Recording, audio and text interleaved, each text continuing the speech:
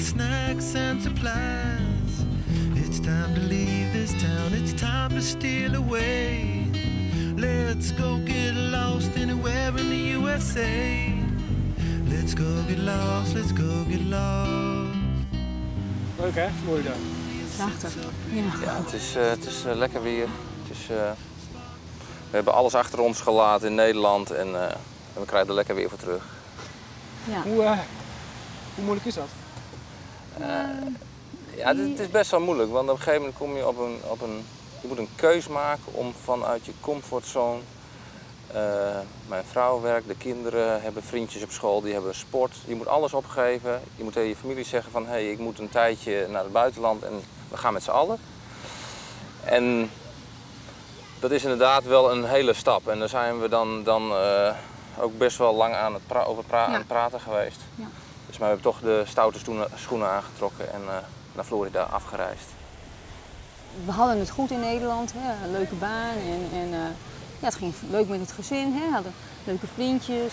En voor hun, de keus voor hun vonden wij eigenlijk het moeilijkste. Nog niet zozeer hè, voor onszelf om het op te geven, maar gewoon hè, waar breng je je kinderen heen en vinden zij het wel zo leuk? En ook absoluut geen spijt van hè, want je krijgt wel ontzettend veel tijd ook met je gezin ervoor terug. En dat is wel, wel heel mooi. Voor mij was het één kans en ik moest op dat moment instappen, want die kans zou ik niet weer krijgen. Carrière technisch gezien de beste keuze? Nou, de club van de F35 is nu heel klein en die blijft voorlopig ook nog klein. Totdat de F35 in Nederland geïntroduceerd gaat worden. Dus het was voor ons nu een keus van hey, als we het doen, moeten we het nu doen qua leeftijd van de kinderen.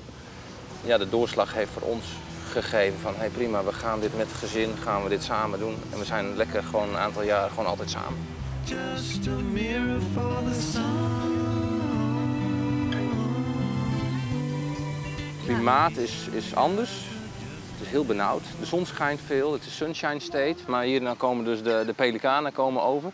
En daar krijg je heel veel voor terug qua flora fauna. We reden dus net hierheen naar het strand.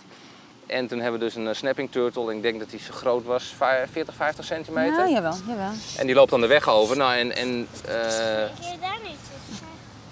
men is hier ook geneigd om die dieren te helpen bij het oversteken. Dus iedereen stopt, auto's achter ons stoppen, politie stopt en dan vervolgens gaan we zo'n snapping turtle. Het is een bijtschildpad, dus je moet wel een beetje uitkijken.